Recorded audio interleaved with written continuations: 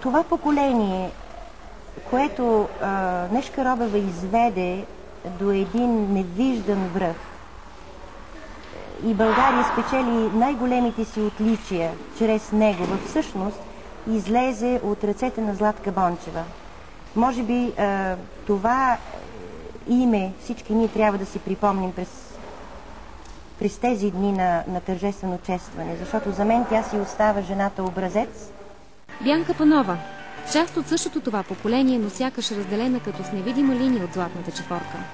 Бянка притежава рекорд, който не може да бъде подобрен, а само достигнат, и това едва ли ще се случи скоро. На световното първенство във Варна през 1987 година тя спечели титлата в многобоя с максимален брой точки.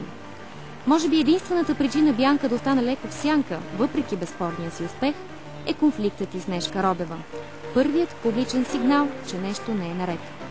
Оплакалата се от методите на работа в националния отбор Бянка Панова буквално е принудена да напусне България и естествено е позабравена.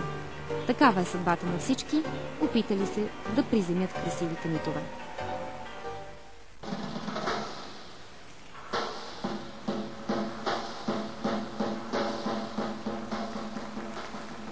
Адриана Дунавска, първата българка с медал от Олимпийски игри, сребърен от турнира в Сеул, 1988.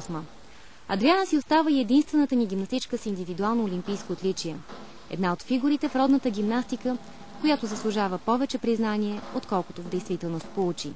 Може би твърде много бяхме свикнали с успехите и ни беше трудно да имаме очаквания, различни от шампионските.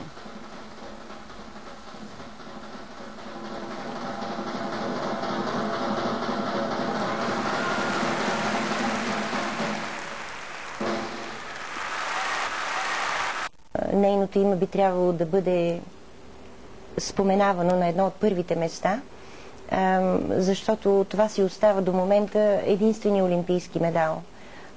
Постижението на Адриана е огромно.